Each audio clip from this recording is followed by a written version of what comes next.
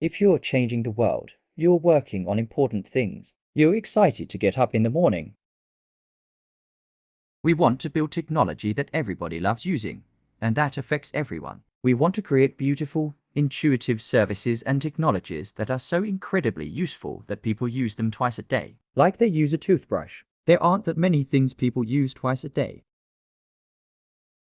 Invention is not enough. Tesla invented the electric power we use, but he struggled to get it out to people. You have to combine both things, invention and innovation focus, plus the company that can commercialize things and get them to people. My job as a leader is to make sure everybody in the company has great opportunities and that they feel they're having a meaningful impact and are contributing to the good of society. As a world, we're doing a better job of that. My goal is for Google to lead, not follow that. I think it is often easier to make progress on mega ambitious dreams. Since no one else is crazy enough to do it, you have little competition. In fact, there are so few people this crazy that I feel like I know them all by first name. For me, privacy and security are really important. We think about it in terms of both. You can't have privacy without security. You may think using Google is great, but I still think it's terrible. The ultimate search engine would basically understand everything in the world, and it would always give you the right thing. And we are long, long ways from that. Especially in technology, we need revolutionary change, not incremental change. Lots of companies don't succeed over time. What do they fundamentally do wrong? They usually miss the future. My grandfather was an auto worker, and I have a weapon he manufactured to protect himself from the company that he would carry to work. It's a big iron pipe with a hunk of lead on the head. I think about how far we've come as companies from those days, where workers had to protect themselves from the... We're at maybe 1% of what is possible. Despite the faster change, we're still moving slow relative to the opportunities we have. I think a lot of that is because of the negativity. Every story I read is Google versus someone else. That's boring. We should be focusing on building the things that don't. You know what it's like to wake up in the middle of the night with a vivid dream, and you know that if you don't have a pencil and pad by the bed, it will be completely gone by the next morning. Sometimes it's important to wake up and stop dreaming. When a really great dream shows up, grab it. Most people think companies are basically evil. They get a bad rap, and I think that's somewhat correct.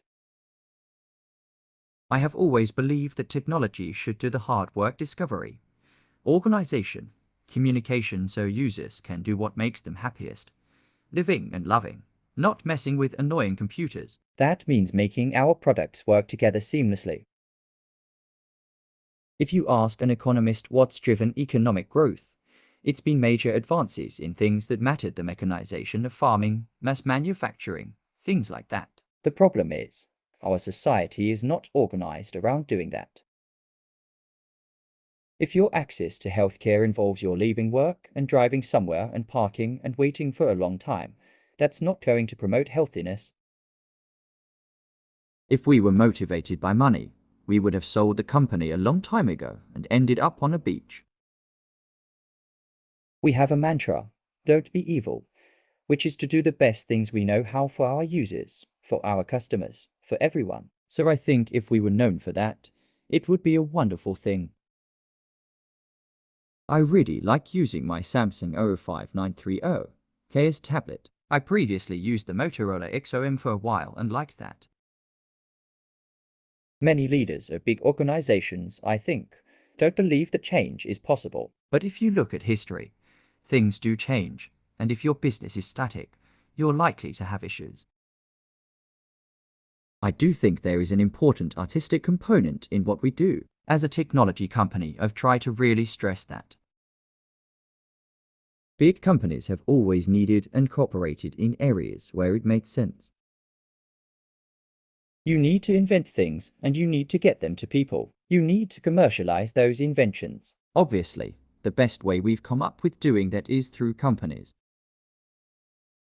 Basically, our goal is to organize the world's information and to make it universally accessible and useful. It really matters whether people are working on generating clean energy, or improving transportation, or making the internet work better, and all those things. And small groups of people can have a really huge impact.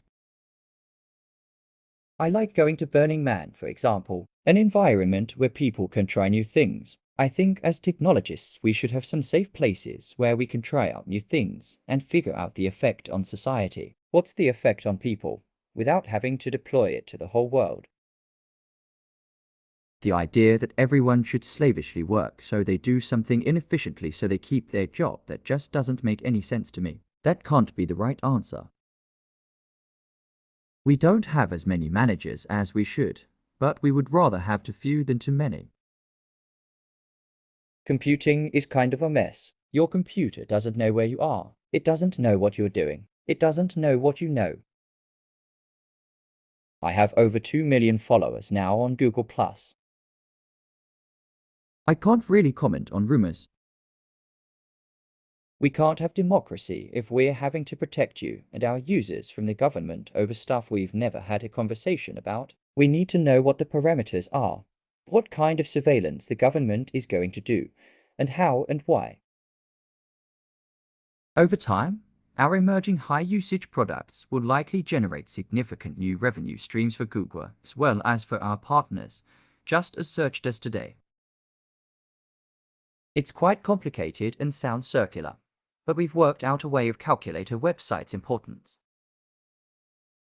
If you say you want to automate cars and save people's lives, the skills you need for that aren't taught in any particular discipline. I know I was interested in working on automating cars when I was a PhD student in 1995. Thanks for watching. Like and subscribe.